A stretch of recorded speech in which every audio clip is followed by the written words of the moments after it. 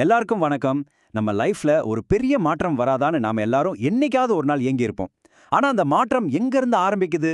இன்னைக்கு நாம பார்க்க போறது ஒரு ரொம்ப சிம்பிளான பழக்கம். ஆனா உங்க வாழ்க்கையோட போக்கே மாத்தக்கூடிய சக்தி அதுக்கு இருக்கு. ஒரு பிரபலமான பேச்சில இருந்து எடுத்த இந்த ஐடியாவை வாங்க கொஞ்சம் விரிவா பார்க்கலாம். நம்மள நிறைய பேருக்கு இந்த ஃபீலிங் வந்திருக்கும் இல்லையா? வாழ்க்கையில ஒரு பெரிய மாற்றத்தை கொண்டு வரணும்னு மனசுக்குள்ள தோணும். ஆனா அதுக்கு ஒரு இன்ஸ்பிரேஷன் வரணும், அந்த சரியான நேரம் வரணும்னு காத்துக்கிட்டே இருப்போம். ஆனா ஒரு நிமிஷம் யோசிச்சு பாருங்க, நாம எதுக்காக காத்துட்டு இருக்கோமோ அந்த இன்ஸ்பிரேஷன் தான் நம்ம முன்னேற்றத்துக்கு ஒரு பெரிய தடையா இருந்தா என்ன பண்றது? இங்க தான் நாம ஒரு முக்கியமான விஷயத்த புரிஞ்சுக்க வேண்டியிருக்கு. நாம மாற்றத்துக்காக உத்வேகத்தை, அதாவது மோட்டிவேஷனை நம்பி இருக்கோம். ஆனா உண்மை என்ன தெரியுமா? மோட்டிவேஷன் ஒரு நம்பகமான ஃப்ரெண்ட் கிடையவே கிடையாது. அது ஒரு கட்டுக்கதை மாதிரி. அதை நம்பி இருக்கிறது தான் நம்மள ஒரே இடத்துல நிக்க வைக்குது.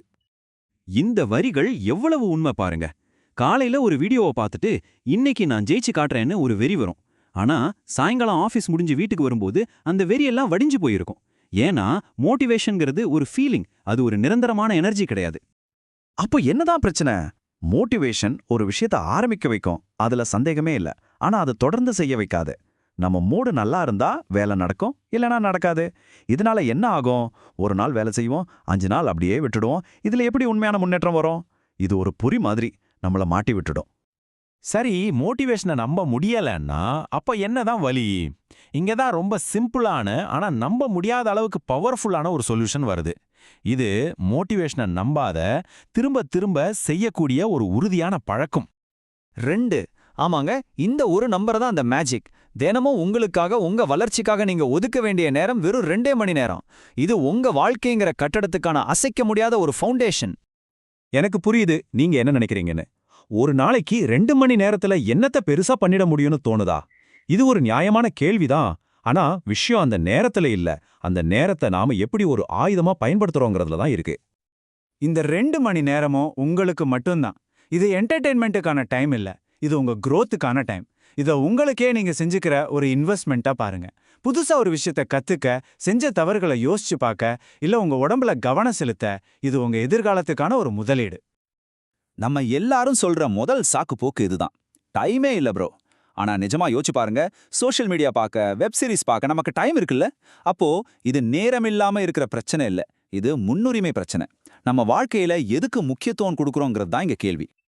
அப்போ இந்த 2 மணி நேர பழக்கத்தை தொடர்ந்து ஓட வைக்கிற எரிபொருள் எது தெரியுமா? அது மோட்டிவேஷன் இல்ல, அதுதான் டிசிப்ளின். இது நம்ம உணர்ச்சிகளை நம்பி செயல்படுறதை விட்டுட்டு எடுத்த முடிவை நோக்கி செயல்பட வைக்குது. இதுதான் நம்மள ஓட வைக்கிற உண்மையான இன்ஜின். டிசிப்ளின்னா என்ன? ரொம்ப சிம்பிள். உங்களுக்கு மூடு இருந்தாலும் சரி, இல்லனாலும் சரி, உடம்பு எவ்வளோ டயர்டா இருந்தாலும் சரி, இதை நான் செய்வேன்னு உங்களுக்கு நீங்களே கொடுத்த வாக்க காப்பாத்துறது தான் டிசிப்ளின். இது உணர்ச்சிகளை தாண்டிய ஒரு முடிவு. இதை எப்படி பாருங்க, மோட்டிவேஷன் உங்களை ஒரு ரேஸோட ஸ்டார்டிங் லைன்ல கொண்டு வந்து நிறுத்தும். ஆனா டிசிப்ளின் மட்டும்தான் உங்களை ஃபினிஷிங் லைன் வரைக்கும் கூட்டிட்டு போகும். ஒன்னு தற்காலிகமான உற்சாகத்தை கொடுக்கும், இன்னொன்னு நிரந்தரமான ரிசல்ட்ஸ் கொடுக்கும். இந்த மாரத்தான் உதாரணம் இது ரொம்ப அழகா விளக்குது. போட்டி ஆரம்பிக்கும் போது எல்லாரும் பயங்கர ஜோஷா கைத்தட்டல் சத்தத்துல வேகமா ஓடுவாங்க. ஆனா பாதி தூரம் போனதும் அந்த ஜோஷ் எல்லாம் போயிடும், வலிதான் மிஞ்சம். அப்போ யார் அந்த வலியை பொறுத்துக்கிட்டு டிசிப்ளினா தொடர்ந்து ஓடுறாங்களோ அவங்க தான் ஜெயிக்கிறாங்க. சரி, இப்ப நம்ம கிட்ட டிசிப்ளின் இருக்கு, அந்த 2 மணி நேரமும் இருக்கு. இதை எப்படி ஒன்னா சேர்த்து பெரிய ரிசல்ட்ஸ் உருவாக்குறது? சின்ன சின்ன ஆனா கவனமான செயல்கள் எப்படி மலையளவு மாற்றத்தை கொண்டு வருதுன்னு பார்க்கலாம். ஒரு சின்ன தண்ணி துளிய யோசிச்சு பாருங்க. பார்க்க ரொம்ப வீக்கா தெரியும், ஆனா அது விடாம டெய்லி ஒரே பாறை மேல விழுந்துட்டே இருந்தா என்ன ஆகும்? வருஷங்கள் கழிச்சு அந்த கடினமான பாறையே அது உடைச்சிரும். அதோட பலத்தால இல்ல, அதோட விடாமுயற்சியால, நிலைத்தன்மையால. நம்மளோட தினசரி 2 மணி நேர முயற்சியும் அதே மாதிரி தான்.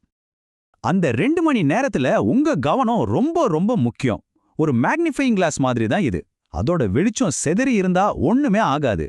ஆனா அது ஒரே பாயிண்ட்ல குவிச்சா அது நெருப்பையே உண்டாக்கிடும். அதே மாதிரி அந்த நேரத்துல உங்க ஃபோன், சோஷியல் மீடியா எல்லாத்தையும் ஒதுக்கி வச்சுட்டு முழு கவனத்தையும் உங்க வேலையில வைங்க. நல்ல ஞாபகம் வச்சுக்கோங்க, ஷேர் மார்க்கெட்லயோ இல்ல வேற எதுலயோ இன்வெஸ்ட் பண்றதை விட உங்க மேல நீங்க பண்ற இன்வெஸ்ட்மெண்ட் தான் பெஸ்ட்.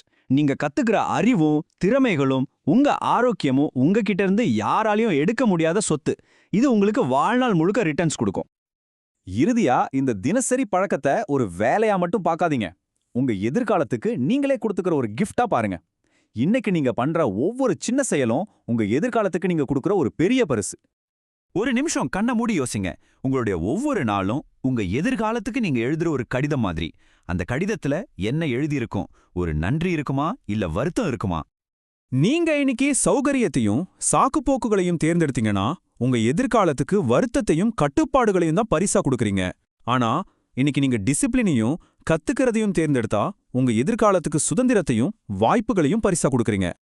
வாழ்க்கையில ஒரு விலையை நாம கண்டிப்பா கொடுத்தே ஆகணும். அதுக்கு 2 சாய்ஸ் தான் இருக்கு. ஒன்னு, இன்னைக்கு ஒழுக்கத்தோட விலையை கொடுக்கணும், அதாவது அந்த வலியை தாங்கிக்கணும். இல்லனா நாளைக்கு வருத்தத்தோட விலையை கொடுக்கணும். 2ல ஒன்னு நிச்சயம். அப்போ ஒவ்வொரு நாளும் உங்க கையில ஒரு சாய்ஸ் இருக்கு. 10 வருஷம் கழிச்சு வரப்போற உங்களுக்கு நீங்க ஒரு gift கொடுக்க போறீங்களா இல்ல ஒரு பெரிய பாரத்தை விட்டுட்டு போக போறீங்களா? அந்த நபர் உங்களுக்கு நன்றி சொல்லுவாரா இல்ல உங்களை கோவப்படுவாரா? இந்த கேள்வி மறுபடியும் உங்ககிட்ட தான் வருது. நாளைக்கு இல்ல, அடுத்த வாரம் இல்ல, இன்று உங்களுக்கான அந்த 2 மணி நேரத்தை பாதுகாத்து உங்க எதிர்காலத்துக்காக என்ன செய்ய போறீங்க? ஞாபகம் வச்சுக்கோங்க, விலைய கொடுக்காம தப்பிக்கவே முடியாது. இன்னைக்கு ஒழுக்கத்தோட வழிய அனுபவிக்கிறீங்களா இல்ல நாளைக்கு வருத்தத்தோட பாரத்தை சுமக்க போறீங்களா? அந்த தேர்வு முற்றிலும் உங்களுடையது.